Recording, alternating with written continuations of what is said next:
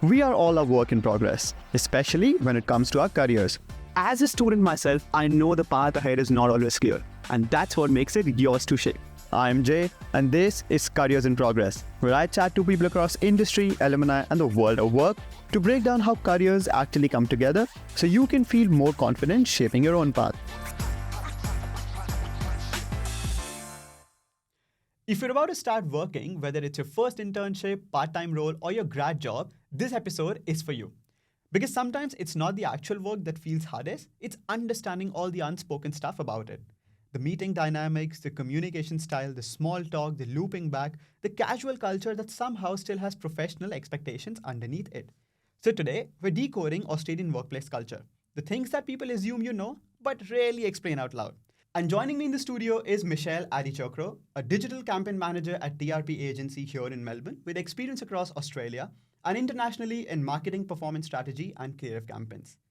Alongside her agency work, she shares content online focused on photography and advocacy, reflecting her multi-passionate interest. She's currently completing her MBA at Deakin University as well. Mich, welcome to Careers in Progress. Thank Pleasure to be you. chatting with you today. I'm really happy to be here. Thank you so much for taking time out. Now, we usually love to start this podcast off on a slightly different note. Okay. Please tell me something that feels like a work in progress in your life or career right now. A work in Well, so I've just finished my MBA. I've literally just finished my exam yesterday. And I think my immediate goal / work in progress now is to find a full-time job. Right now, I'm working part-time for the agency that you mentioned, which I absolutely love. But yeah, like just in the process of trying to map out my next move career-wise. So I don't really know what exactly that would look like. And I know that it can be a tough experience and sometimes even a demoralizing experience job searching, job hunting nowadays. So yeah, I'm just trying to get my ducks in a row and then see how it flows. Fantastic. How was your experience studying MBA at Deakin? Oh my God. Where do I even start? It's been absolutely surreal. So number one, I think I didn't really expect that it was going to be really, really tough, especially when I compared to my bachelor's. So I did my bachelor's back in Los Angeles, and I felt that I could breeze through it. But an MBA, you absolutely cannot breeze through it. It's incredibly tough in terms of time management. Time taking as well. Yeah, it's very, very exhausting, and you have to really pour yourself into these assessments. And I think another important thing that I realize is it's important to have friends, like genuine friends, for not only like emotional support, but to also kind of like if you're not really sure, like if you're going on the right direction, you can bounce some ideas off your friends. Just collaborate with your friends.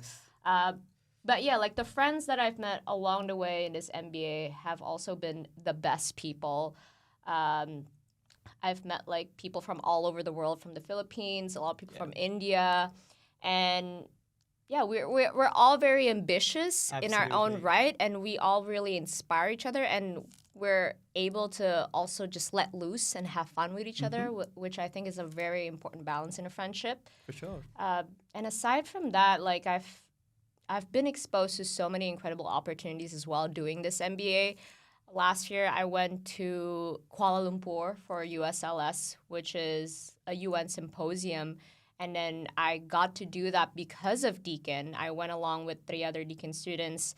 And it was amazing, like listening to all these not-for-profit founders from all over the world, meeting people from all over the world, from Africa, from South America. And it was incredible. And so I'm FCPP as well in Deakin, which I've been really grateful for. And I have an incredible mentor as well because of the program, which is Dr. Paul Harrison. And he is amazing. And yeah, everyone can't rave about Deakin enough. Sure, I love sure. Deakin through and through. It's just been an amazing experience. And I had just finished it last night. And I think I'm still processing it, like taking it in that, wow, I finished these last 2 years like doing this MBA in Deakin, like meeting all these incredible people, doing And all now these it's amazing over. things. And now it's over, but it's just like it's over, but in a good way, For sure. in the best way possible. And I'm very, very thankful. Like, that's the beauty of the university life. It gives you incredible opportunities, but then it ends on a random Thursday night. So now that It does. it does, right? And I think that's pretty much what happened with my bachelor's as well. But now the conversation about you. Now you mentioned about your bachelor's in the States, as Yeah. you said. So I would love to paint a picture for people listening to this. Tell me For sure. something what life looked like before you started calling Australia home. Wow. I think my life went through so many different phases. So when I was doing my bachelor's, like obviously I would call that time extreme because the highs were really extreme and the lows were really extreme. It was the first time I had lived by myself without my parents. And then, you know, living in Los Angeles, you have all these like crazy parties. But then I was also still an ambitious student. I still wanted to get good grades. So, yeah, I think I bit a lot more that I could chew. And then I had a really hard time trying to regulate myself, like emotionally, mentally, because I was 18, 19, 20 years old. But I had a lot of good times. And I grew a lot from that time. And then after that was over, I just went back to Jakarta. And then I started working corporate. I worked for this tech company called Tokopedia, which at the time was the biggest e-commerce company in Indonesia. So it was a very like run-of-the-mill 9-to-5 corporate job. So by that time, I went into that phase of just kind of like working 9-to-5, Monday to Friday, but not really having a life until the weekend, which could really, really grind you down as a person. So I think towards the end of that phase, which was before I moved to Australia, I started working remotely for this company out in Dubai. And then that era in my life, I had a lot more free time. So I was working remotely and I was traveling nonstop throughout the whole year, just like lived in Bali, lived in Lombok, just went out surfing, diving. Like I would go surfing and then take a meeting at the beach with like sunscreen still on my face, like that type of life. And I loved it. I absolutely loved it. But I knew that it also wasn't sustainable. And I had plans to do a master's, but I actually wanted to wait to kind of like season myself in my career a little bit. And now that I'm in Melbourne, I feel like my life has like kind of like the best of both worlds where I can have a bit more stability in my routine, but also have like that work-life balance, which Australians are, I feel, very, very good at achieving. So I have a very vibrant life here in Melbourne, like a lot of like a lot of different cultural activities, a lot of different hobbies, a lot of different volunteering that I could plug myself into, but still also like have that like ambitious routine and like projection in terms of my career. So now the experience spans across the state as well, which is a completely different side of the world for where we are right now. Absolutely. Do you think Aussies are doing a better job when it comes to having like a better workplace culture than Americans, or you think Americans are ahead of us? I think that in terms of work-life balance, which is a core part, I would say, of workplace culture, Aussies are doing much better than Incredible Americans. job, isn't it? Yeah, because like I feel like in America, like the main core value is like individualism. So it's like it's very, very ambitious, but you can get very tunnel vision in terms of like you have to be very ambitious. You have to like grind really hard. You have to hustle really hard. Like in Australia, I don't feel that that's being pushed as hard. Like we want to work hard, but we also want to have a good life. Yeah. And a good life means that you have good relationships with your friends, you have a good relationship with your family, you do a lot of different, like plug yourself into a lot of passionate hobbies. So like a good life looks more holistic for Australians versus I feel like the America that I experience is a good life. You have to be successful. For sure. You have to be very, very driven in your career. Like it's very like achievement oriented. And it's not so much here.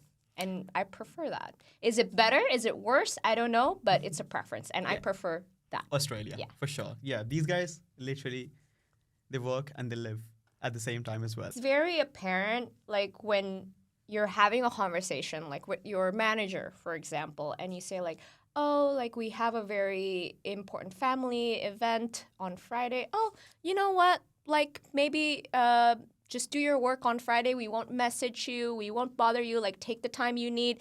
It's more gracious in that sense. Like there is a lot more respect and grace for personal boundaries. So you obviously have a lot of you do a lot of creativity work and storytelling on the side as well. Yeah. Were there any moments before moving to Australia that you realized this was a part of you, and then when you explored it further, you were like, oh wow, this is like firmly ingrained in me? When was the moment you realized that storytelling and creative direction is also a part of your life?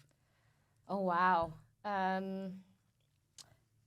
So I think that moving here has helped me become a lot more in tune with who I am authentically, and I feel like storytelling is really grounded in authenticity. I mean, I've been a content creator since I was maybe in high school. Like I've just Wow. like yeah, I've been like the typical teenage girl. Like I'm on Instagram, like oh I have followers. Wow, yeah, followers. And then it was more about vanity, For I guess, sure. before. But now, like, I really want to be authentic. And I think it has influenced me that way because living in Melbourne, I feel like I'm surrounded with so much authenticity. People are just very comfortable in expressing themselves here, like no matter how different they are from like the quote unquote status quo, which is very different compared to when I was living in Jakarta, where you kind of have to fit into a certain mold, like especially as a woman, like people are kind of afraid to diverge from that mold of what you're supposed to be as a woman in society. And so it's really hard to be authentic in your storytelling. And I felt like moving out of that environment and moving into Melbourne and like studying in Deakin has really helped me get in touch with who I am as a person. And what I've really realized last year is that that can literally be whatever you want, like womanhood, personhood. It's literally what you make out of yourself. Like you can write your own story, you can be whoever you want. You're allowed to be a work in progress. So right now I'm still kind of like figuring out like what that looks like for me, but I feel like as time progresses in my journey living here in Melbourne, like being in Deakin, like it's becoming more clear like who I am, what I really want, what I really value. And it's been a really, really empowering journey of Definitely. discovering your authenticity. And I think it really shows nowadays in my storytelling because I do really love writing. I love photography. And I feel like when I write, like even I just write for myself, like I get to find out things that I didn't even know was buried in there. So yeah, writing is really, really powerful and I love it. And my photography is another medium that I really love where I felt like photography really helped me heal in terms of my insecurity and my vanity because before I used to love taking pictures of myself. You know, just like being a girly girl, like I still do nowadays, but it's not to the point where it's obsessive. But when I started discovering photography, I think 2-3 years back, is when I really got to be mindful in terms of what's in front of me and taking photos of what's in front of me rather than like being perceived myself. So it's definitely like a big part of my storytelling. For sure. Photography and writing. For sure. I'm so glad you touched on the part of authenticity. Yeah. Now, for the listeners, in short, what is your content primarily all about on social media? Oh my gosh. What is my content about? My content is about myself. So I don't really know how to label my content because I just share things about my life. I share things that I find interesting. So sometimes I would share my writing if I'm feeling comfortable to be vulnerable. Like I share a lot of my vulnerability on social media in my writing. I share a lot of my photography, obviously. Very into films. I'm very into books. So like if there's any kind of film that I find very interesting, like I'm a huge horror fan. So like I wouldn't stop talking about horror. There's like a lot of really great horror films coming out right now. So yeah, like part film critic, part like book reviewer, career, life, and then yeah, everything in between. So now the fact that you've built an impressive portfolio career, how do you go about navigating and finding the right balance between so many things that you're up to? How do you prioritize saying yes to opportunities and, saying no to the ones that are not needed at the time? Oh gosh. So, because I think with some of these things, like I would listen to my gut feeling, listen to your gut, because I feel like I believe that if an opportunity comes your way and you feel aligned to it, like you'll feel it in your body, you'll feel it in your bones.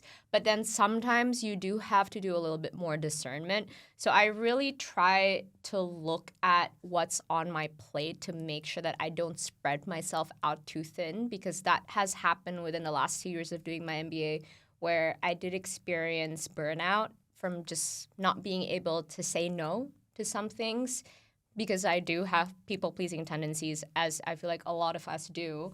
But now I feel like I'm a lot more confident in saying no, and that also comes from being more in touch with my intuition. So I think in terms of like the logistics of it, I would try to think about it from a perspective of what value this would bring me long term. Like, if it's not going to help me in terms of my long-term goals, I probably wouldn't try to like make room for it as much. And then how much does it speak to me as a person as well? Because this year I actually said yes to a very daunting opportunity, which was to help organize this fundraising event, which is to raise money for this not-for-profit called Afghan Girls for Underground Schools. So I've met the founder during USLS last year, which was the event that Deakin has sponsored me to go to. And the founder, he lives in Adelaide, and he wanted to create a fundraising event in Melbourne.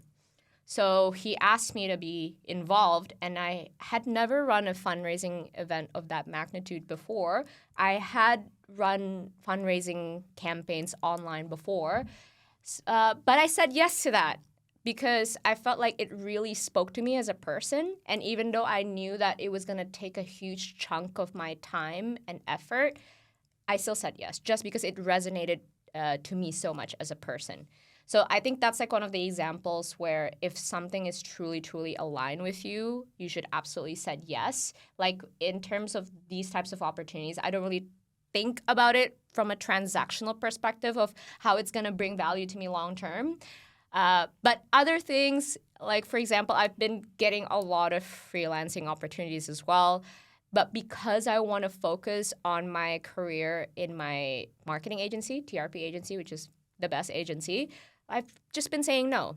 So again, like there's a lot of different factors, but I would actually boil it down into, listen to your gut, your intuition, and then does it align with your values as a person, and what would this opportunity bring for you long term? So I feel like maybe you can boil it down to those three things. Yeah. So for any students or listeners who are entering into an Aussie workforce, and as a student myself currently, I had so many questions in my head, what it will look like, and Yeah. kind of overwhelming at once when I moved in here. Yeah. So I would love to unpack a bit of everyday things that happen Okay. at like Aussie workplaces that can feel a bit unclear at the start, but you can navigate your way around. So would love to start off with what stood out to you the most when you were working at an Australian company. So when I think about like what stands out to me the most, I feel like we can dial it back and think about it from the beginning of the process, which is, job seeking and job interviews. I find that it's really not enough for you to have an impressive resume to really show that you're qualified for the job, but it's also really important in the way that you communicate and you present yourself. Like you need to be able to demonstrate yourself as a team player. You need to have more of a friendly personality. And I feel like that really comes into play when you're interacting with your coworkers in the workplace as well. There's a lot of like banter, there's a lot of casual conversation. So it's not really a place where you can just clock in, do your job, clock out. Like it's really important for you to have a friendlier relationship, I guess, a casual, friendlier relationship with your coworkers. I feel like that's really apparent in an Australian workplace culture, which is something that I didn't really experience when I was working in Dubai or when I was working in the States. It's those places you can kind of just like clock in, do your job, clock out. But in Australia, especially in Melbourne, like community is in the heart of everything. So it's really important for you to also be a part of that community, even in the workplace as well. Language and communication is, in my opinion, as somebody who's moved here as well, Yeah. I'm from India, Okay. was a biggest shift for me because Yeah. things work pretty differently, to be fair. So now, how would you describe the communication style in Aussie workplaces? And I would love to, know what it looks like in practice and like 3 different elements of it. If we start with emails, how do you navigate going with the emails? Oh God, that's so funny. I think with emails, you definitely need to you need to be less robotic. Okay. So even like when I sign off my email, I try to do cheers or kind regards, which I felt like I didn't have to do before I moved here. But now I'm always like, cheers, comma, Michelle, Natasha, which I find I like that because I feel like we need to introduce, a little bit of fun, a little bit of banter, a little bit of more of a casual energy, even in the emails. How is it different from like Teams messages on like Slack and directly approaching or let's say asking for a doubt with your manager? If I'm speaking to my manager and have a doubt, how do I go about, reaching out to her or him? I'll be like, okay, so my manager's his name's Steve. I'm like, hey, Steve, what's up? Like, how are you? Like, have a little bit of like banter and casual conversation before you get right into it. Because I feel like when you do get right into it, it just sounds a bit more transactional, and you don't want that. Like you really want to treat this person as a human being. So it's like, hey, Steve, what's up? How's your day been? Oh, did you watch the Knicks game last night? Something like that. Yeah. And then I'll get into it. By the way, I also need your help, this and that. So yeah, I like that. So more casual conversations before you get into it, because you don't want to come across as transactional. For sure. I think I've noticed from my experience as well, it also depends on how far you are into the relationship with your manager. Yeah, like if absolutely. I just simply message this to my manager now, she would be happy. But if I do it on my first date, she'd be like, okay, I don't know you well. So you might as well establish some professional boundaries first. And obviously, and then get to, just like communicating like a team member, because at the in the first glance, you are still like not well aware of each other's boundary. But yeah, that actually makes sense what you've said.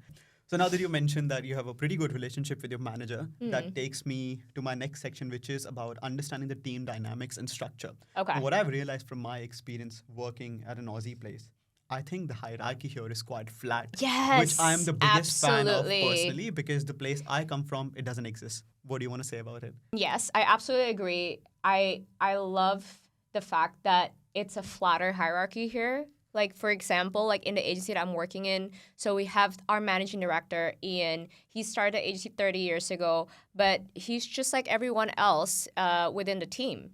And I felt like coming from Indonesia, that's a very foreign concept for me, because we have seniority in terms of the hierarchy. For sure. So the way that you talk to your coworker who's in the same team wouldn't be the same compared to when you're talking to the CEO, for example. But I feel like personally in my agency, there's no such thing. Ian has kind of like my managing director, like he's outright has said to me, like, you don't have to act like super proper or anything. Like, I'm just like anyone else in the team. And I really love that. And I think that makes it so much easier for us to also cultivate that more of a casual relationship, casual friendship with your coworkers, even though your coworkers are technically way more senior than you in the hierarchy. But yeah, it's a much flatter hierarchy, and I feel like you can be more genuine in terms of your relationships with your coworkers, which I feel has really helped me be a part of the team, be a part of the community at work. And I feel like everyone should experience that. For sure. I think, as I said, personally, I'm a biggest fan of it, because since I've started working here, I am a big part of the team culture, big part and big fan of it.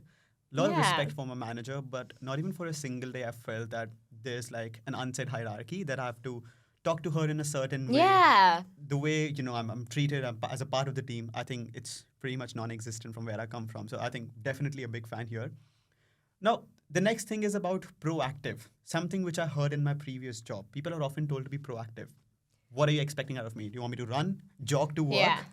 What does being proactive actually look like in, like a workplace setting? I think being proactive in your job means that you can't be too tunnel vision in terms of what you need to do. So I think a lot of people like they go into a job thinking that like, okay, this is the bare minimum of what I have to do and then I'm done and I don't have to think about anything else. But I feel like if you truly want to be proactive, you have to really understand how everyone plugs into the system. Like what am I contributing to the team? What is my manager contributing to the team? What is my coworker contributing to the team?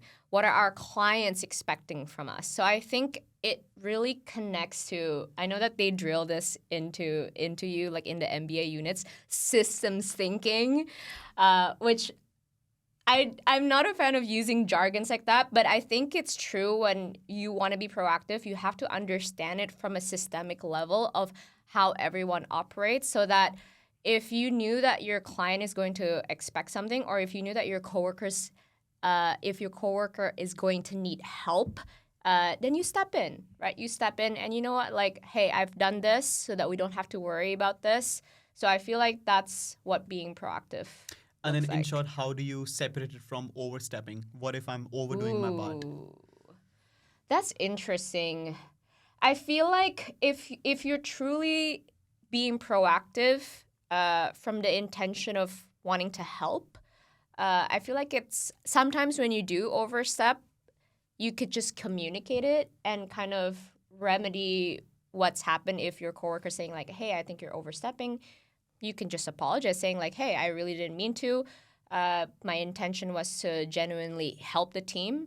I feel like it's fine. It happens. It's going to happen in a workplace where you kind of have these disagreements where somebody would think that you're overstepping boundaries. But if you come into it with the best intentions, with the intention to help, it's going to be fine. Like that's the type of people that I personally would want to work with is people who are willing to be proactive, who maybe would overstep boundaries at times, but have the best intentions. For sure. Feedback is also a part of working at a workplace, and I think it's pretty much existent everywhere. But now that we talk about it in the Australian context, how do you think it is like delivered? Do you think it's different from where you've worked before in different countries, or do Aussies have a different way of giving feedbacks? Is it better, and how does it work? So I think in terms of feedback, it ties into, again, that more casual energy that exists within an Australian workplace culture. So usually before when I was getting feedback, it was from a strict monthly or bi-weekly one-on-ones. Like you sit one-on-one and then you're a little bit nervous, like I'm going to get feedback in my one-on-one. But I feel like because we're able to have more of that ongoing more casual relationship with your coworkers and with your manager, I feel like the feedback is not very rigid in terms of let's have a one-on-one on a bi-weekly, let's have a bi-weekly one-on-one and I'll give you my feedback. It's more like if there is something that my manager thinks that I could be doing better, he'll just say it outright to me. And I feel like it's fine. Like it's not as threatening, it's not as intimidating because I knew that it can be really hard to get negative feedback especially. But because we have a deeper trust that stems from that ongoing, more casual relationship, he could just give feedback to me right away and I would just take it in a very non-confronting way and apply it. And I feel like I prefer that rather than let's schedule a one-on-one where I knew that I'm going to get judged, I'm going to get rated. But now it's like if he thinks that I could approach something in a better way, he could just say it to me. And I could, vice versa, I could also give him feedback as well. And I like that. And I think what I can draw from my experience here as well, that one thing you got to keep in mind while taking feedback is that they're just telling you to be, better and more efficient with the work, and Okay. nobody is telling you to take it personally. Because something that I have heard from, my previous workplaces and all, once I took my feedback very personally, and I took it on myself Okay. that, hey, I'm not fit for this job. I don't have the skills. But I said, no, it's just the working style that we want to be Yeah. reviewed. It's nothing to be personal. And another mention that I've taken from your, when I heard you saying about the casual workplace culture, I Yeah. think that's something that people who aren't very familiar, acquainted with the terminology here, it can be comprehended in a different way. What does that actually mean in practice? Casual workplace. What do you mean by that? So I think that it's more casual where your personal life and your professional life kind of mesh together more. So I mentioned before that in a very rigid, non-casual structure, like you would just go into work, clock in, clock out. But I feel like in Australian workplace culture, you need to share a bit more of yourself. Of course, like share whatever feels comfortable with you. But I feel like the environment makes you more comfortable because everyone's more casual. But yeah, like I would go into work and definitely would have a conversation with my coworkers, with my manager, like, hey, what did you do over the weekend? And asking that in a very genuine sense, not just like, oh yeah, I did this over the weekend and then it's done. Not because of formality. Yeah, not Exactly. because of formality, but because I genuinely wanted to know what's Relationship happening building. in their lives, and they want to know what's happening in my life so that we can have more of a friendship. You know, we can have more of that human relationship with each other. So yeah, definitely a lot more informal conversations happening because I want to know the person that I'm working with, right? And I think in my agency as well, I've really loved working in an agency because I feel that there's a lot of emotional support that I'm getting if I'm going through a hard time at work. And that also comes with having that ongoing friendship and more casual relationships with your coworkers because I feel like they know that I know them, they know me, and I feel like having that emotional support that stems from that more casual workplace culture can really help you feel more comfortable, feel more supported in your workplace. For sure. I think lunchtime conversations are also a big part of my workplace. And sometimes I literally feel like, what's the highlight of the day? Oh, the conversation I had with the manager was the highlight of the day. Yeah, For sure. absolutely. Absolutely. All right. Are you ready for a rapid fire? Yes. It's going to be very quick. What I'm going to do is I'm going to throw some Aussie workplace phrases at you. Oh my God, that's funny. Which were a big shock to me when I started working. That's but so funny. now Okay. they're a part of my daily life. So you're just supposed to tell me what they actually mean in the real Okay. world. So you ready for the workplace jargon? Yes. Okay. I've heard my manager saying no worries. What are we worrying about? What does it Pretty mean? self-explanatory. You don't need to worry about it. Okay, that's fine. I'll loop back or circle back. It means that they're probably going to check something related to what you've brought up, and then they're going to get back to you on that. Okay, we need to do a deep dive in the ocean. Where? I think we need to get into it to really understand what's going on so that we Right. can Just flagging. just flagging, just bringing this up to your attention. Right. Could have said that, but never mind. I'm in back Flagging's to much faster. back. I'm in back to backs. I'm in back-to-back meetings. Don't disturb me. Oh. I feel like that's a bit more unspoken, but it's like I don't have capacity for this. I'm in back-to-backs. You know what I mean? Right. Okay. Now, if you were to wrap it up, if you had to bring it all together, Yeah. what's your final piece of advice for helping listeners to step into their first role, feeling confident and grounded? I think there's a couple things. Number one is, do your due diligence. Like, get to know what is expected of you. Get to know about the company or the role that you're working in. And then number two is don't be so hard on yourself. Because I feel like I have this tendency to be really, really hard on myself when I've just started a job. Like, example, like the second day in the job, I'm like, am I doing a good job? Am I doing this? And then my partner would say to me, like, this is your second day. You need to relax. But I think that we really need to remind ourselves that as long as we're trying, as long as we have this intention to want to show up, to want to do a good job, you're fine. Don't beat yourself up too hard. That is some really good advice. Thank you so much, Mich. All right, this is honestly one of my favorite parts of the episode. We are jumping into the Ask Me Anything segment. So ahead of this episode, we asked you on our Instagram stories what you want to know about Australian workplace culture. And now I'm in the studio with Mich to unpack those questions without any gatekeeping and just real and honest advice. I'm starting my first job. What are some workplace etiquette tips beyond punctuality and doing your job the right way? So I think some etiquettes that you would want to think about, aside from doing your job, being punctual, is definitely be considerate. Be considerate of your coworkers, be considerate of your surroundings, and also try to make yourself known and start to establish a relationship with your coworkers. So for example, like if I'm gonna go out to get some coffee, I'll probably like, hey, I'm gonna go out to get some coffee. Where are some of the best coffee spots around here? Do you want to go? Or maybe asking someone like how their day was or like what they did over the weekend. So try to start to sprinkle some of those seeds and to cultivate that relationship. That's true about the coffee culture because at the end of the day, your workplace colleagues are also a part of your family. Yeah. So might as well be considerate about, the people you're with. Okay, that takes me to the next question. What's something I don't need to spiral about when I'm starting out in a job? So I think I've touched on this before is when you've just started a job, know that the first week you're not going to know everything. You're still in not even maybe the first week, the first month, you're still in the period of figuring yourself out, how you kind of work, how you can best work within the company, how you can best operate within your role. So give yourself grace and don't be so hard on yourself.